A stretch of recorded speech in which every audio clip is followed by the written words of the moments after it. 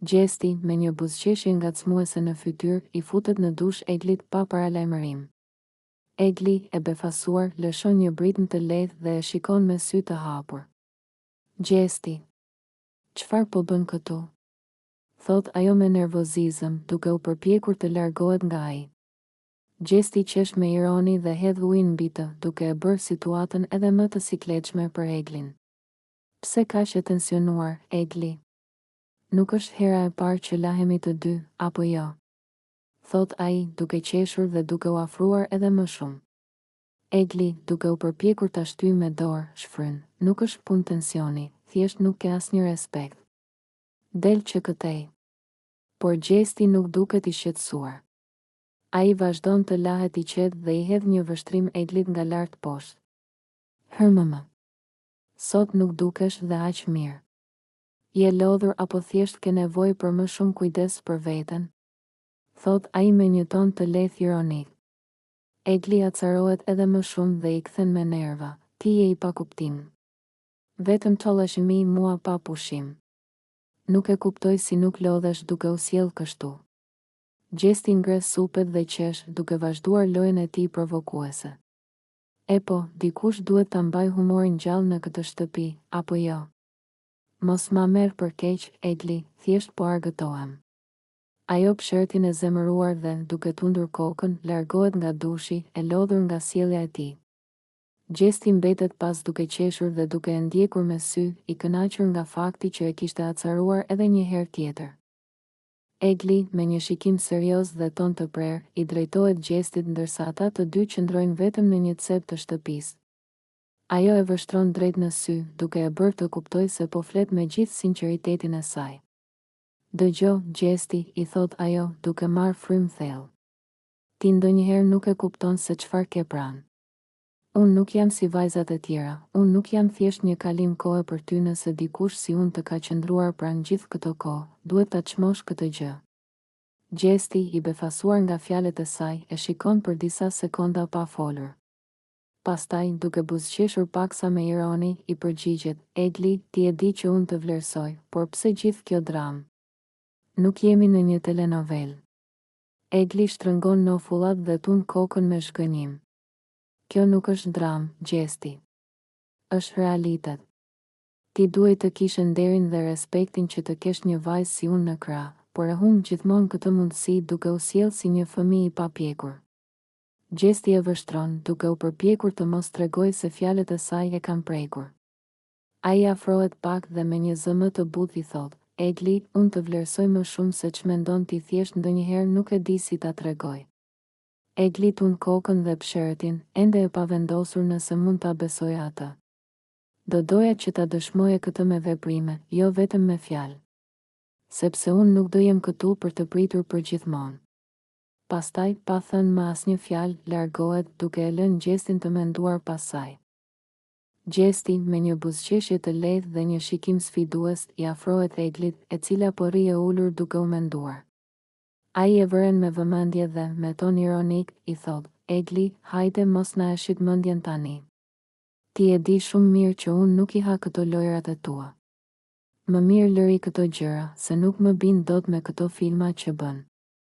Egli, e nervozuar nga qëndrimi i tij, kthen kokën dhe e shikon me sy të ngushtuar. Cilat lojra, Gjesti?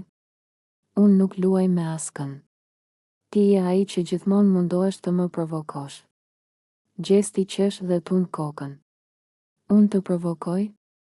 Hajde se na mbushe mendjen. Po ti ke luajtur kaq herë këtë lojë që tashmë e di si përfundon. Prandaj, mos u mundo kot se unë nuk bie më në këto gjëra. Egli e shikon me nervozizëm dhe kap duart në bel. Pse gjithmonë mendon se unë po bëj ndonjë strategji? Unë nuk kam nevojë për lojra, unë jam e qartë me ndjenjat e mia, ti je ai që gjithmonë nuk di çfarë do. Gjesti e vështron për një moment në heshtje dhe pastaj afrohet edhe më shumë, duke i folur me zë të ulët, sikur të donte ta sfidonte edhe më shumë. Nëse je kaq e qartë, atëherë pse sillet gjithmonë si një film dramatik çdo gjë që bën? Relaksohu pak, Egli. Nuk të shkon të bësh kaq shumë drama. Egli pshertin e lodhur dhe tund kokën. Më mirë largohu, Gjesti. Nëse mendon se unë po bëj filma, atëherë mos shiko. Ajo kthehet dhe largohet me hap të shpejt, ndërsa gjesti e ndjek me sy, duke buzëqeshur lehtë, I kënaqur që sërish kishte arritur ta ngacmonte. Loredana dhe Jozi ndodhen në obor, duke diskutuar larg syve të tjerëve. Ajo e shikon me një shikim të butë, duke I dhënë një buzëqeshje të lehtë, ndërsa përpiqet ta bindë për diçka që duket se e ka menduar prej kohësh. Jozi, ne kemi kaluar shumë kohë bashkë këtu brenda. Unë e di që mes nesh ka një kimi dhe nuk mund ta mohosh këtë. Pse të mos e bëjmë zyrtare? I thot ajo me një ton të ëmbël, duke e parë drejt në sy. Jozi, I ulur I qetë, merr një frymëmarrje të thellë dhe tund kokën lehtë. Ai e di që Loredana po flet seriozisht, por nga ana tjetër, ai nuk dëshiron të lidhet emocionalisht. Pas një pauze të shkurtër, ai më në fund përgjigjet, Loredana, unë nuk dua të gënjej. Më pëlqen koha që kalojmë bashkë, por nuk jam gati për diçka serioze. Nëse ti kërkon një lidhje të vërtet, unë nuk mund të premtoj asgjë. Loredana mbetet e habitur nga përgjigja e tij, por përpiqet të mos e tregojë zhgënjimin e saj. Pra, çfarë po më thua? Që unë nuk të interesoj fare. E pyet ajo me një ton të lartë, duke ngritur vetullat. Jozi buzëqesh me ironi dhe ngresh shpatullat. Nuk është kjo, por unë e shoh këtë më shumë si një lojë këtu brenda. Nëse do të lidhemi, do të jetë vetëm për lojë. Nuk dua të dal jashtë dhe të jemi I lodhur, me ty nuk jam tipi që lidhet seriozisht në këto rrethana. Loredana e shikon e shokuar, duke ndjerë se krenaria e saj është lënduar. Pra, ti po thua që unë jam thjesht pjesë e strategjisë tënde? E pyet ajo me një ton të ngarkuar emocionalisht. Jozi I pshërtin dhe I shmanget vështrimit të saj. Nuk e kam thënë ashtu, por unë nuk dua të bëj premtime boshe. Kur të dalim jashtë, secili do të ketë jetën e tij. Kështu që më mirë të mos e komplikojmë këtë gjë. Loredana ngushton buzët dhe tund kokën, duke u ndjerë e lënduar. Mirë atëherë, Jozi. E kuptova shumë qartë. Ti nuk je gati për asgjë të vërtetë dhe me sa duket, as nuk e ke menduar seriozisht këtë mes nesh. Ajo largohet e zhgënjur, duke e lënë Jozin të qëndrojë aty I menduar. Megjithse ai nuk e shpreh hapur, duket se e kupton që fjalët e tij mund ta kenë lënduar më shumë se sa I kishte parashikuar. Egli dhe Danja ndodhen në dhomën e ndenjës, ndërsa atmosfera mes tyre është e tensionuar. Egli duket e irrituar dhe nuk mund të përmbahet më. Ajo e shikon Danjen me një shikim të mprejtë dhe, pa e menduar 2 herë, I drejtohet me një ton të ashpër. Ti je një servile, Danja. E di shumë mirë çfarë ke bërë. Nuk e prisja këtë nga ty. Shpërthen Egli, duke kryqëzuar krahët. Danja, e kapur në befasi nga akuzat e Eglit, e shikon me habi, por brenda saj zemërimi fillon të vlojë. Më thuaj një arsye të vetme pse po më akuzon kështu. Unë nuk kam bërë asgjë kundër teje. I përgjigjet ajo, duke u afruar një hap më pranë Eglit. Egli nuk lëkundet. Mos u bëj sikur nuk di asgjë. Ti më tradhtove. Ma bëre pas shpine. Më ke hedhur poshtë për të përfituar vetë. I thot ajo me një ton të ngritur, ndërsa sytë e saj shndrisin nga zhgënjimi. Danja e shtrëngon nofullën dhe tund kokën e zhgënjur. Unë nuk I bëj ato gjëra. Ti thjesht nuk e duron dot që të tjerët të kenë mendimin e tyre. Nuk është faji im që ti sheh armiq kudo. Egli qesh me ironi dhe tund kokën. Ti e di shumë mirë se për çfarë po flas. Po bën sikur nuk kupton, por e vërteta është që ti ma bëre pas krahëve. Dhe tani, kur të ballafaqoj, bën sikur nuk di asgjë.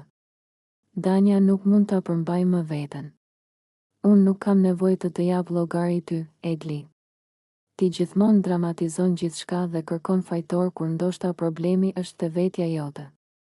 I thot ajo me një ton të ashpër, duke u kthyer nga Egli me nervozizëm. Tensioni mes tyre rritet, ndërsa të dyja shohin njëra tjetrën me inat.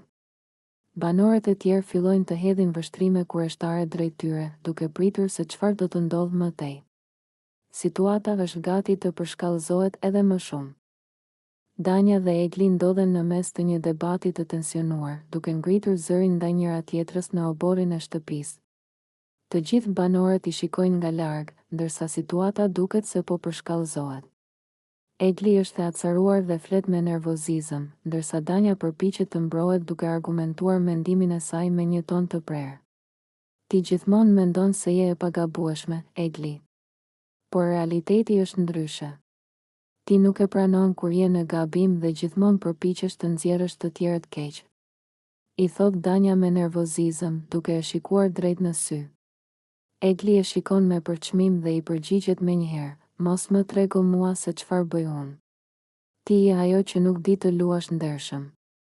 Ti vetëm bën sikur je e sinqert, por në fakt je një servile që kërkon të mbash anën e njerëzve që të japin avantazh. Në atë moment, Gjesti, i cili po i dëgjonte nga larg, vendos të ndërhyjë. Ai afrohet me një shprehje serioze në fytyrë dhe ngre dorën, duke u futur mes tyre për t'i ndarë. Mjaft. Boll u grindët kot.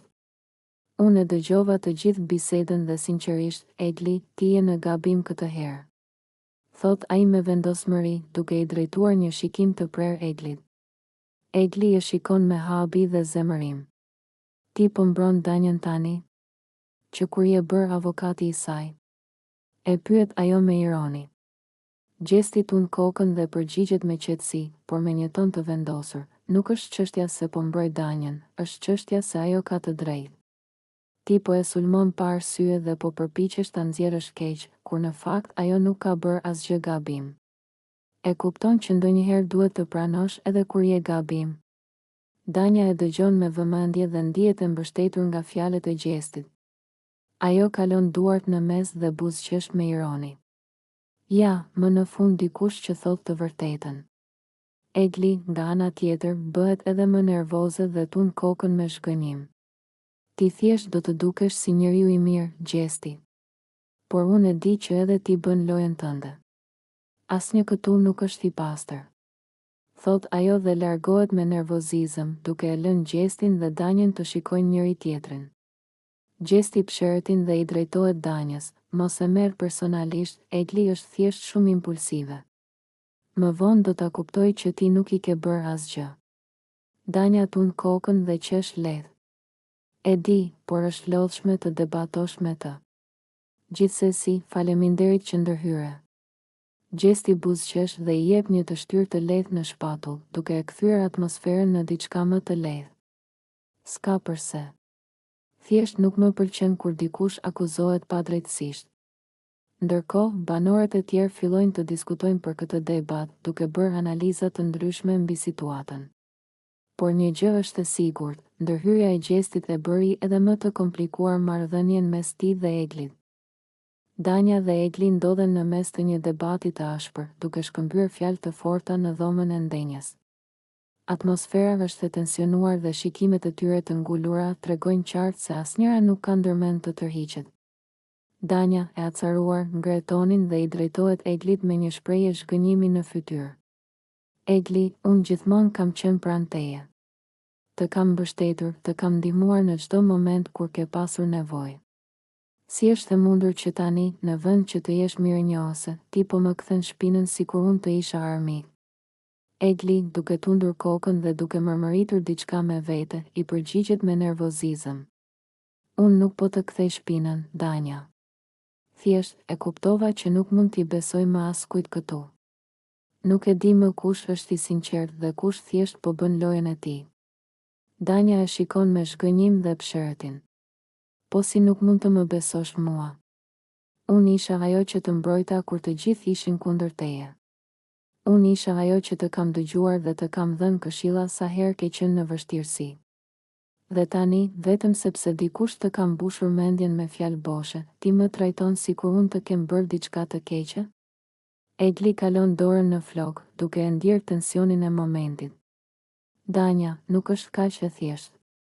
Ka shumë gjëra që nuk i di. Unë thjesht kam nevojë për hapësirën time dhe për të kuptuar se çfarë po ndodh në të vërtetë. Danja tund kokën me zhgënjim dhe kalon duart në mes. Në rregull, Egli. Nëse kështu mendon, atëherë nuk kam çfarë të bëj më. por dije që kur ta kuptosh se kush janë ata që të kanë përdorur, ndoshta do të jetë shumë vonë. Ajo kthen shpinën dhe largohet me hapa të shpejt, duke e lënë Eglin të qëndrojë e ngrirë në vend, duke menduar për fjalët e saj. Ndërkohë, disa nga banorët e tjerë që kanë qenë duke dëgjuar nga larg fillojnë të komentojnë situatën, duke krijuar një atmosferë edhe më të ndezur në shtëpi. Loredana dhe Jozi janë ulur pranë njëri tjetrit në një cep të shtëpisë, larg syve dhe veshëve të banorëve të tjerë. Atmosfera mes tyre është e qetë, por njëherëzi e mbushur me pritshmëri. Loredana e shikon Jozin me një buzëqeshje të lehtë, sikur po mendon diçka prej kohësh dhe më në fund ka vendosur ta shprehë. Jozi, thot ajo me një ton të butë, duke e parë drejtë në sy. Ke menduar ndonjëherë si do të jetë jeta jonë pasi të dalim nga shtëpia? Jozi e shikon me kureshtje, duke u mbështetur më mirë në divan. Hërmë pse po ma bën këtë pyetje? Loredana buzëqesh dhe kalon gishtat në flokët e saj, sikur po përgatitet të thotë diçka të rëndësishme. Sepse kam menduar shumë për këtë dhe mendoj se ndoshta ne të dy mund të bëhemi një çift i vërtet, jo vetëm brenda shtëpisë. Jozi hap syt i befasuar, duke mos e pritur një deklaratë të tillë kaq hapur. Po ti e di që këtu brenda gjërat janë ndryshe. Jashtë është një botë tjetër, një realitet tjetër. Loredana tund kokën, duke u afruar më pranë tij. E di, por kjo nuk do të thotë që ne nuk mund ta provojmë. Deri tani kemi kaluar shumë momente të bukura bashkë, kemi ndihmuar njëri tjetrin, kemi qeshur, kemi bërë lojra. Nuk mendon se ndoshta kjo mund të jetë diçka më shumë se thjesht një lojë?